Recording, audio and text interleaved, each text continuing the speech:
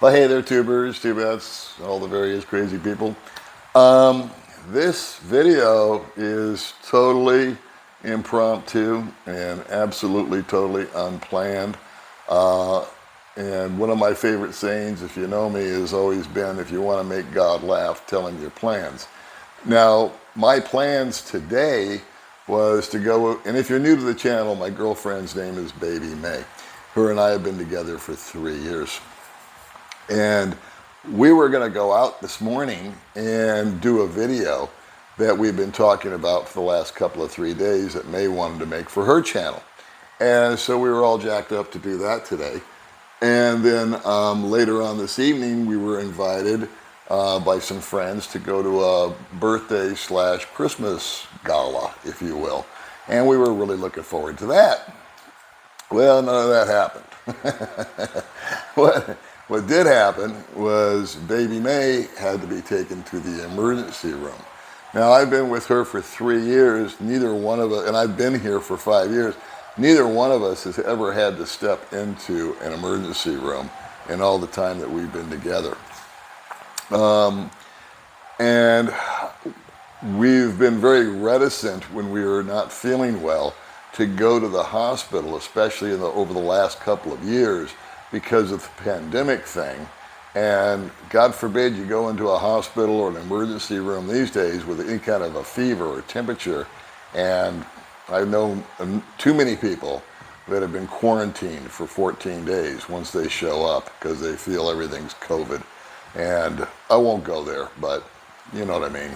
So anyway, the way this all happened was yesterday, the day before, I kind of went my way. I went down and did my little thing in Dumageddon that I had to get done, buy some stuff and see some people and rah, rah, rah.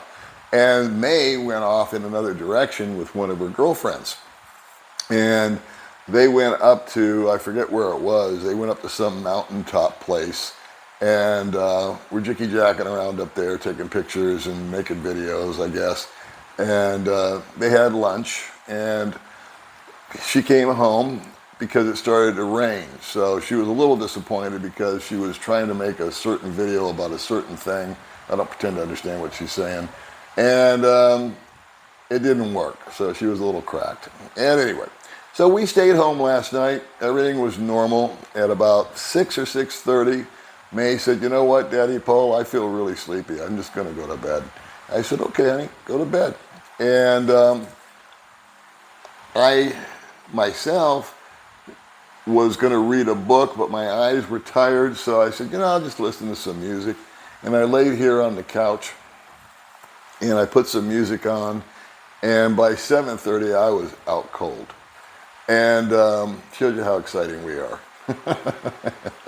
And so, unbeknownst to me, at 9 o'clock that evening, last night, Mae broke out in a horrible, now when I say horrible, I mean horrible, rash with welts and swelling, etc. that was super itchy. And God love her, and gosh darn her, because she didn't wake me up and let me know at 9 o'clock. And when I asked her why, she said, well, I didn't want to disturb you. You were sleeping nicely. That's one of the endearing qualities about Baby Mae that I love so much, but it's also something that at the same time makes me crazy, because when you're sick like that, especially with something severe, something that's never happened to you before, you need medical attention.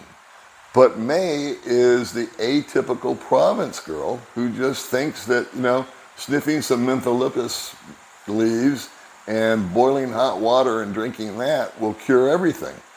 So she endured this misery all night and never went to sleep while I was out here, you know, sawing logs.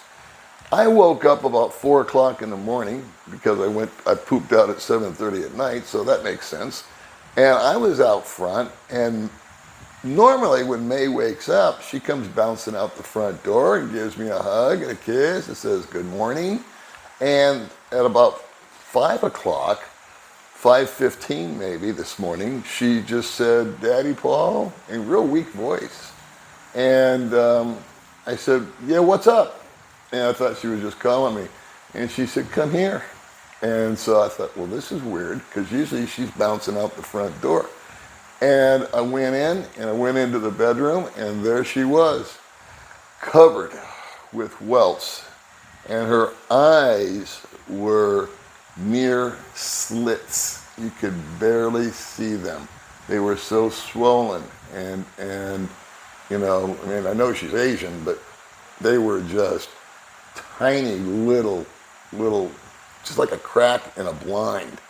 And I said, "My God, what's going on with you?" And then she showed me her back and her legs and her buttocks, and everything was just covered with this nasty red. It wasn't even a rash, it was welts. These big swollen things. And she told me, she says, "Yeah, I hurt my head." I said, "How did you hurt your head?" She said, "I went to use the toilet, and when I stood up, I thought there was a brownout because everything went black, and I hit my head on the door." She had blacked out standing up from using the restroom, from using the toilet. And I said, "Geez Louise." I said, "We're going to the hospital." And she said, "No," because she's terrified of this COVID thing. I said, "Don't worry about it. Let me feel your forehead. Do you have a fever?" Praise God, she didn't have a fever. So I felt her forehead. I said, "You don't have a fever. That's the big deal." I said, "We're going to the hospital." And I said, "Hold on, I'm going to get your stuff." So I said, "Get your shorts on and whatnot." And I paused and I said, "I can't drive her to the hospital. I've got a scooter." She just blacked out. If I put this girl on the back of the scooter and she blacks out, we got 10 times the problem that we have right now. And so I need a ride. Praise God, I have fabulous friends. 6 o'clock in the morning, I send a message now. Now it's 6 o'clock. I send a message to my friend Gary, "Are you up?" He just lives down the street, and he's got a 3-wheeler tuk-tuk. No reply. I message his wife. Same thing, no reply. I take my phone. I got my old Vivo phone, which has an actual phone on it. The one I'm using now, I use just for videos, so I don't have a phone number or a SIM card or anything for it. So I'm out in the middle of the street trying to get a signal on my phone to call my friend Ed, who also lives down the street, who also owns a car, and is also a totally cool friend of mine, who used to be a nurse. And I know he's an early bird. So I call him, no answer. So I was like, man, I'm not having any luck, but I got to get this chick to the hospital, and I can't take her on the bike. And then thankfully, I get a reply from Gary, or actually from Gary's wife. And I said, "I need Gary to come and take us to the hospital. Take us to the hospital." And they assumed that it was me. They thought I'd had a heart attack or something. God love them. And so then Gary replied on the message and said, I'll be there in a minute or two, or I'll be there quickly." And within 10 minutes, Gary pulled up in his tuk-tuk for us. And I'd gotten May into a hoodie and some shorts and a t-shirt and her slippers, and she grabbed her purse on the way out the door. And I said, "Baby, you don't need your purse." And she goes, No. She says, I'll need my ID. And I said, "Well, yeah, you're right." And so she started to put it on. I said, "Give me that purse. I'll carry your purse." And I put her on me, and I limped her down and Gary had come up, so we were getting her down. And as I was going down, the strangest thing was I was holding her purse, and I noticed her purse perfectly matched my shoes. But I digress. Anyway, we get her into the tuk-tuk, take her down to Holy Child Hospital, where Gary has never been before. He didn't realize where it was or that it was there. So it was kind of a win-win for him, because now he knows about it. And wouldn't you know that as we were going to the hospital, it started to rain.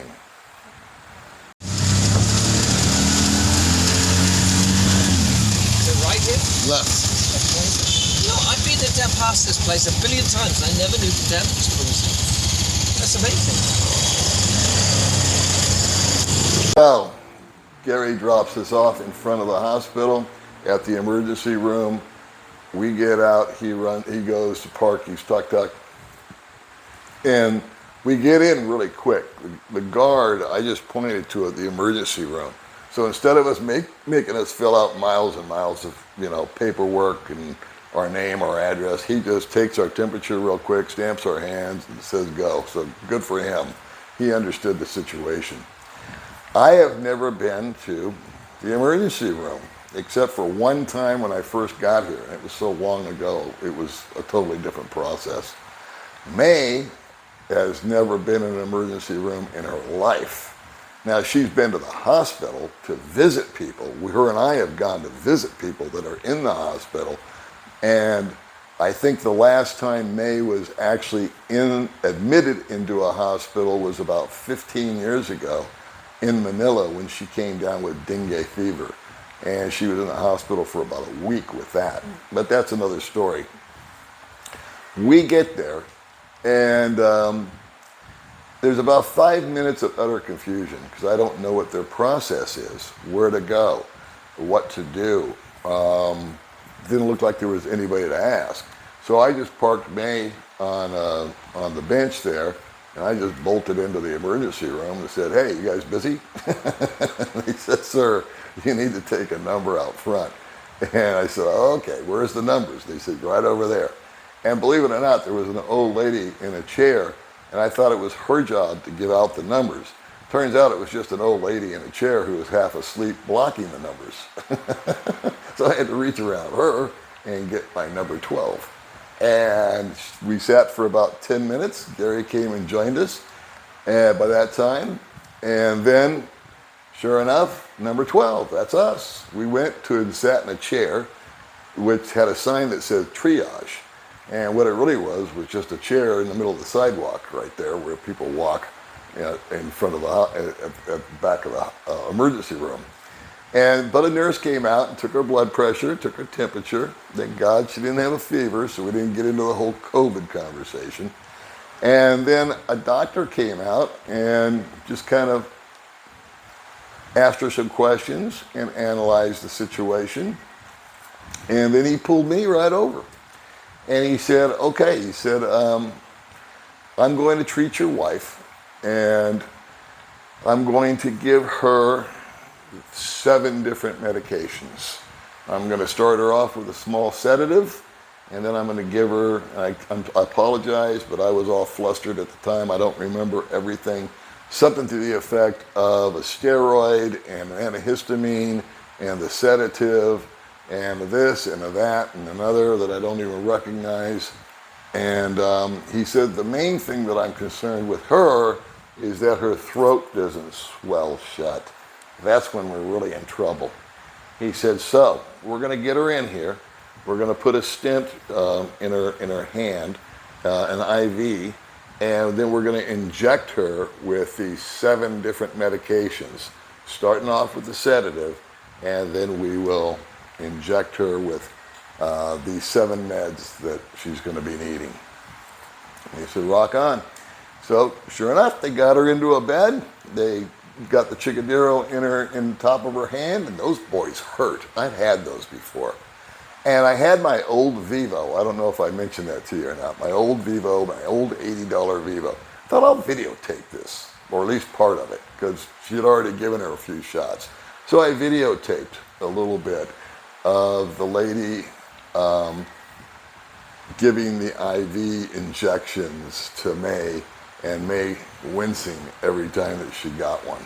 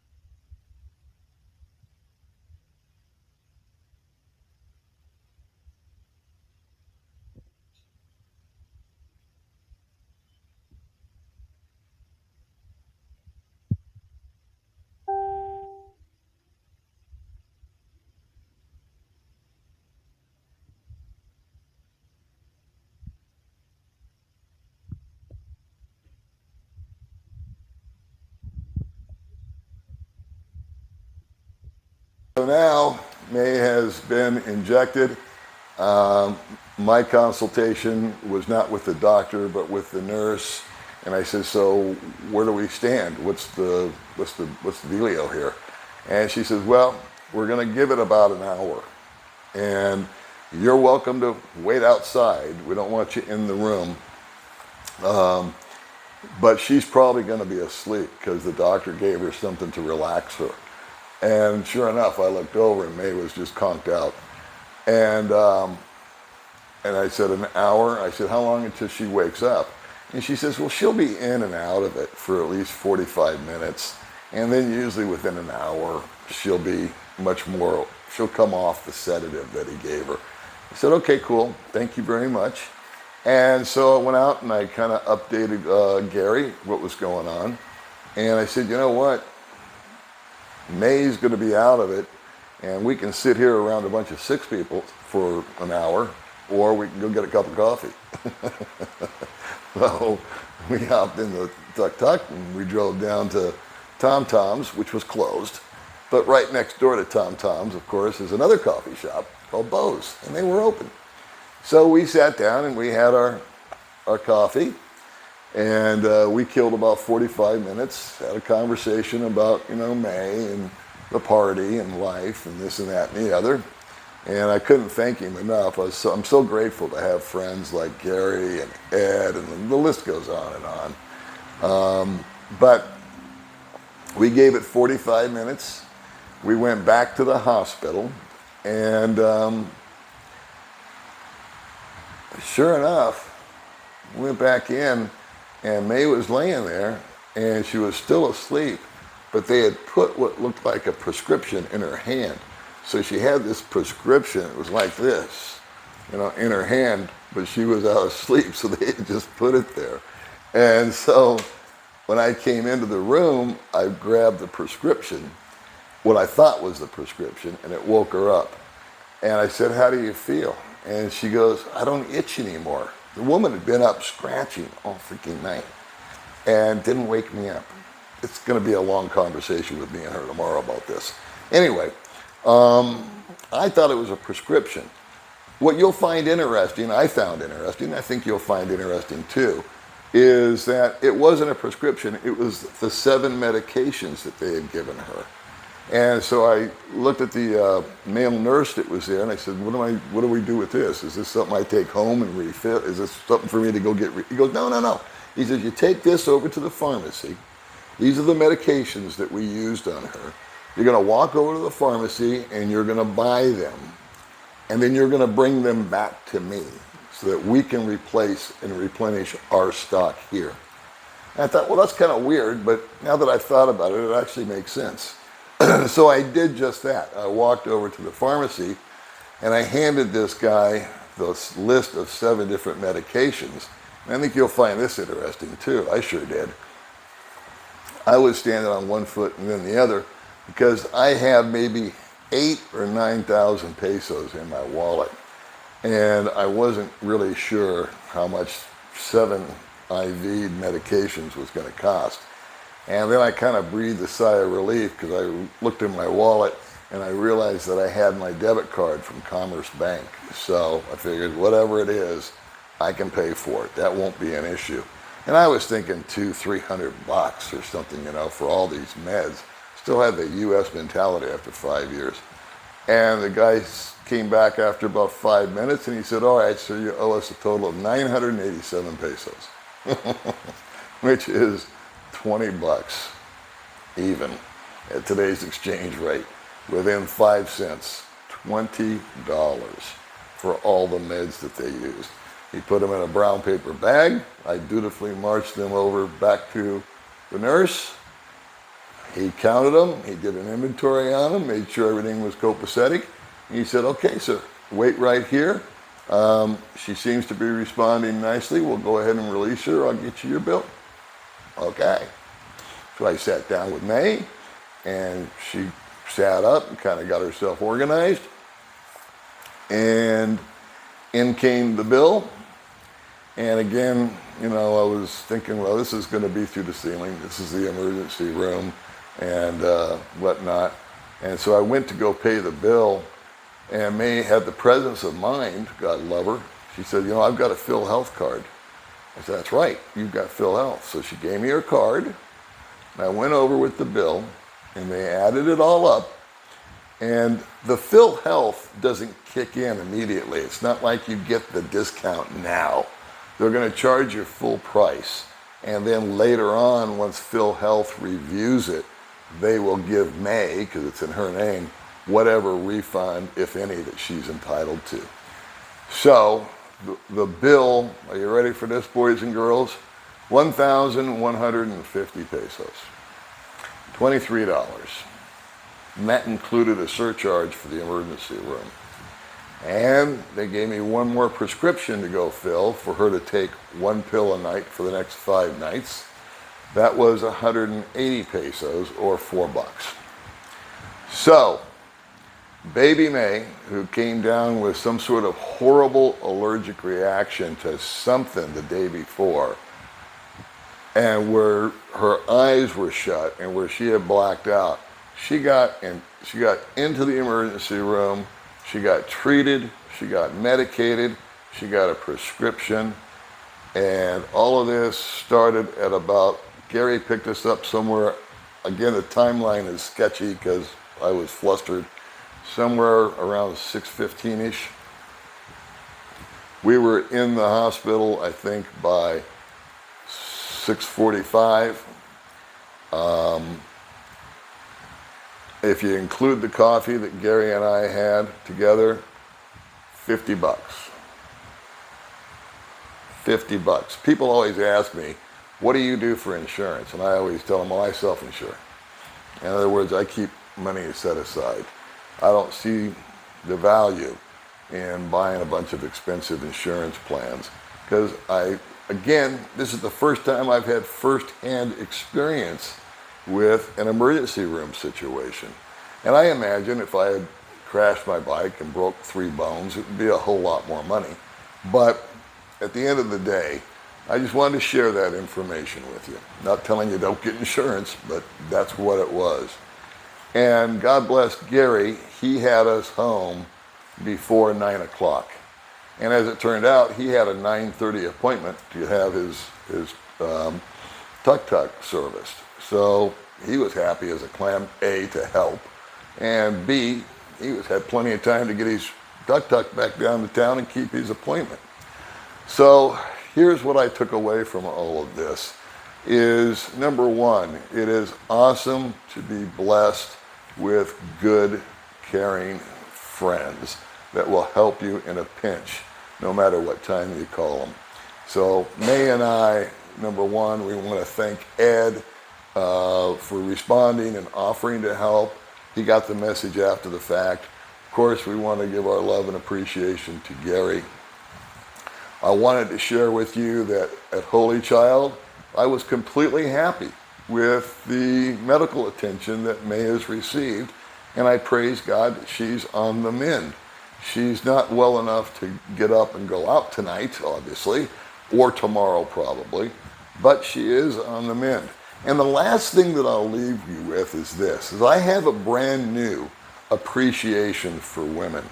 Because when I was walking her out to the tuk-tuk and I was carrying her purse and I realized how well her purse matched my shoes, I've walked away with a brand new impression and appreciation for how important it is to properly accessorize when going out. All right, I'll see you guys in the next video.